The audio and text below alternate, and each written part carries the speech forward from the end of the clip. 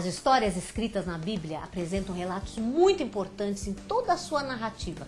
Relatos que nos ensinam sobre os valores e princípios que são fundamentais para a gente viver muito bem.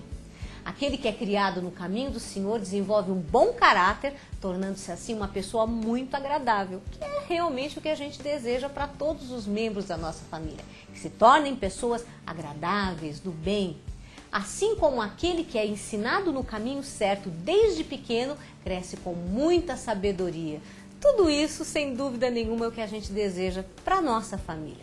E para falar sobre a importância da leitura da Bíblia em família, eu estou recebendo Maristela Teza, que está aqui nos dando uma verdadeira aula de como a gente pode dar este prazer e este hábito, né, para a família da leitura da Bíblia. E no bloco anterior, eu falei que você, Maristela, iria dar dicas de como a gente pode atrair o adolescente, porque todo pai diz, quando eu peço para o meu filho ler alguma coisa, meu Deus do céu, já é um tormento, né? Com a internet, né? Com toda essa tecnologia. Como é que nós podemos atrair este jovem para que ele comece a ter o prazer pela leitura da Bíblia? Olha, creio que a gente pode usar a própria internet. Sim. Né? Uma coisa que é muito importante na leitura bíblica, muitas vezes, é a localização geográfica. Então, o adolescente pode ser motivado a procurar a geografia da época, dizer assim, olha, vamos trabalhar sobre Jesus, o que era Galileia. Então ele pode pesquisar o que era Galileia no século I, a geografia, ver um pouquinho a cultura daquela época, os costumes. E isso o acesso à internet dá hoje e as bibliografias também têm. Então eu creio que é uma forma que você tem de fazer o adolescente ir entendendo as histórias, ir entendendo o sentido e fazê-lo participar dessa troca de partilha, de leitura e de conhecimento que é o texto bíblico. Nossa, sem dúvida. Se a gente pode, na verdade, fazer uma conjunção entre aquilo que ele está aprendendo na escola, não é? Com aquilo que ele vai aprender através da Bíblia. Então, por exemplo, como a Maristela muito bem falou, pegar um mapa e mostrar como era aquela constituição geográfica daquele povo naquele momento, não é? A questão também da história, a mudança de valores, não é? Quem era o rei naquela época, o que fazia. Olha quantas coisas maravilhosas a gente pode passar para os adolescentes através da leitura da Bíblia, não é mesmo? Sim, e mesmo os próprios costumes, porque o que comiam, o que não comiam, qual tipo de pão, porque às vezes a gente lê o texto e não entende. Quando você vai fazer a pesquisa e vai olhar, você entende por que que tem vinho, por que que tem pão de cevada, não é pão de trigo. Isso o adolescente pode fazer, porque é uma motivação, é um desafio, né? Para ele trazer para a leitura e para o conhecimento, para a partilha, né?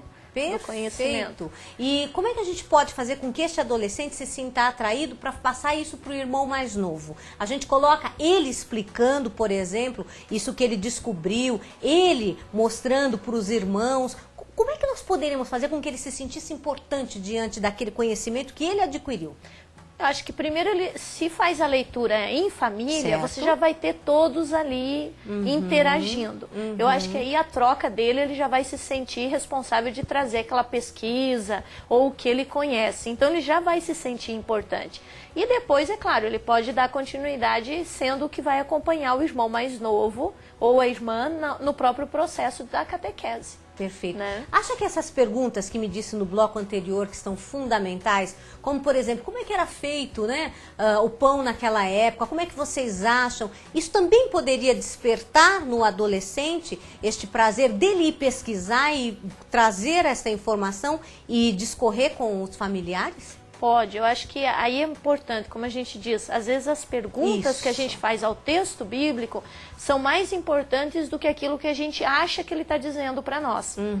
Porque o texto é para ser perguntado. Perfeito. Né? E aí, conforme você pergunta, você vai descobrindo o que ele tem. Né? E se a gente já chega ali como se ele nos desse a resposta como algo ali tão visível, pronto, você perde um pouquinho essa questão do aprofundar o texto e ver que realmente ele consegue suscitar coisas que a gente não imaginava. E essas perguntas vão ajudar. E essas perguntas que você diz que os pais devem buscar na comunidade, não é? Isso, a formação para poder fazer essas perguntas e orientar. E eu creio que também, assim, a leitura bíblica em família, ela não tem aquela necessidade de o pai e a mãe saberem tudo. Né? A necessidade que você tem é que junto vai construir. Perfeito. E aí você já cria um outro valor também, outro padrão de conhecimento. Né? Ótimo. Outra coisa que você está me falando aqui em off que eu adorei, e diz respeito também ao conhecimento, principalmente para o adolescente, é a questão do gênero literário da Bíblia, não é verdade? Isso. Explica um pouquinho melhor, porque eu achei fantástico. Pode falar sobre a questão da novela, como você está falando de Ruth, que eu achei muito bom. Isso é que dentro do texto bíblico a gente não tem só um gênero literário, nós não temos só narrativa. Nós temos poesia, os salmos, nós temos provérbios, que é o livro dos provérbios. Nós temos novelas bíblicas, né, como o livro de Ruth, de Jonas, o de Esther. Então, quer dizer, são formas que a comunidade foi achando para transmitir o ensinamento. Perfeito. Né, para ver assim, a forma que Deus tem para falar conosco e a forma que a gente tem para falar com Deus não é única, né? Não existe uma única forma. E aí, na descoberta dos gêneros literários, a própria criança pode ir interagindo, e o adolescente também, né? Você lê como que a comunidade naquela época escolhe um tipo, que a gente vai dizer hoje que é novela bíblica, certo. Né? Como que hoje você pode ver esse mesmo ideal de passar conhecimento pelas novelas que a gente tem. Perfeito, que são né? capítulos, então, né? É fantástico. E são histórias curtas, Sim. que tem um enredo que você vê que é realmente dentro do gênero de novela que a gente tem hoje. Então, quer dizer, como que você vai utilizar isso e vai fazer o adolescente pesquisar?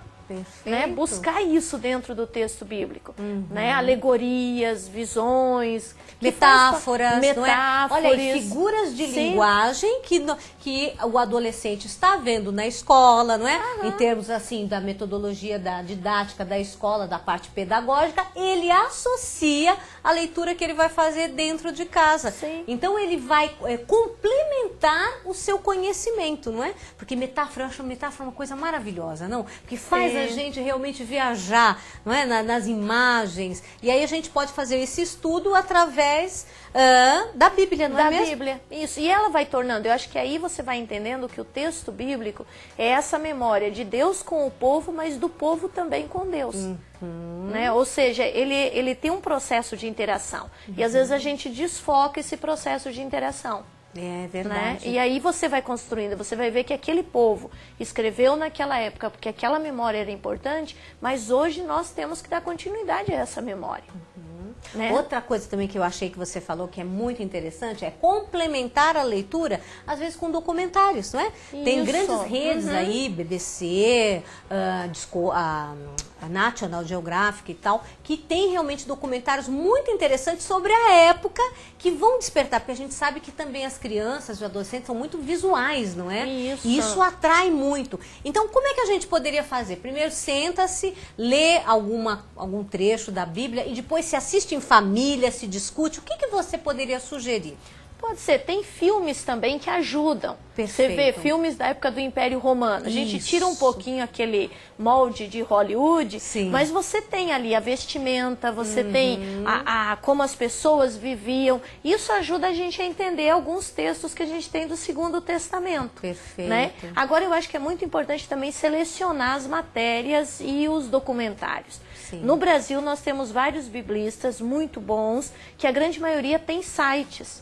Tem os seus blogs. Então, quer dizer, você também ter uma assessoria boa nisso te ajuda a fazer uma leitura melhor do próprio texto. E você lê, assiste o filme, assiste o documentário e depois conversa sobre aquela realidade do texto que você estava comentando ou que foi a tarefa para poder entender a partir da imagem. É aquele momento que a gente tanto fala na correria do dia a dia, família sentada, conversando, olho no olho, discutindo de uma maneira positiva aquele conhecimento que chegou, não é? E até que haja realmente aquele adolescente, principalmente o adolescente mais rebelde, vai discordar, vai falar, uma matéria muito especial no Museu da Bíblia. Não é mesmo? Era isso que eu ia convidar você para ver. Mesmo no quadro Faça Junto de hoje, vocês não podem perder, porque é o Museu da Bíblia. Olha, é muito interessante. O nosso repórter Leandro Barbosa foi visitar esse museu que fica na cidade de Barueri, aqui em São Paulo. E se você ainda não conhece, eu sugiro que você faça realmente um passeio cultural e religioso com toda a sua família Bíblia para conhecer a história da Bíblia. Sabe por quê? Tem muitas coisas interessantes. Tem, assim, cópias das roupas da época e que vão mostrar a você como eram os hábitos.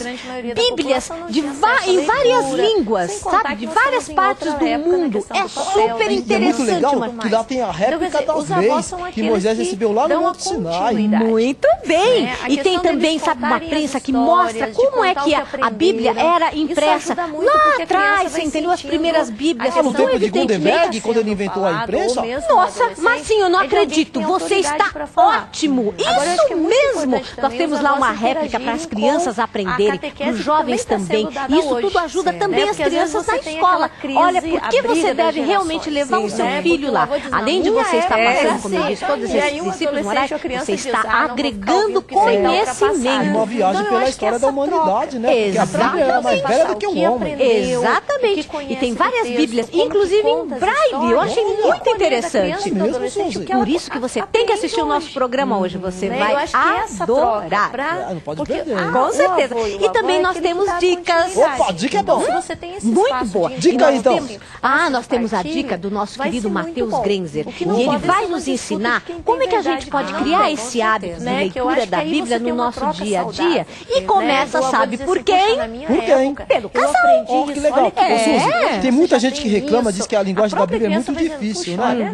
E essa dica de hoje vai te ajudar a te mostrar como é muito fácil e muito prazeroso. Com certeza. E é interessante para os casais se sentarem, sabe? Porque é aquele momento em que existe aquela exclusividade entre eles para conversar, para trocar ideias, para refletir. E aí eles podem passar esses princípios para os filhos e evitar que muitas coisas negativas aconteçam, porque tudo vem da família. Hoje o programa está especial mesmo. Tá especialíssimo, com certeza. Os valores que a gente leu ali, que a gente refletiu, que a gente relembrou, porque na verdade a gente sabe de tudo isso, mas esquece na correria do dia a dia, não é? Então são lembretes. E eu quero te agradecer imensamente, Maristela, você foi ótima, obrigada, minha querida. E você gostou dessa entrevista? Quer assistir de novo, não é verdade? Tanto conhecimento. É muito simples. É só você acessar o nosso site e assistir. É www.paulinas.org.br, programa Família em Foco. Lá você vai poder assistir essa entrevista e as anteriores também, que sempre vão transmitir conhecimentos muito importantes para a gente ter uma harmonia familiar. Olha, mas não vai embora não, porque eu vou rapidinho para o intervalo e voltamos já já com mais dicas de como a gente pode ter um relacionamento familiar muito mais harmonioso. Até mais!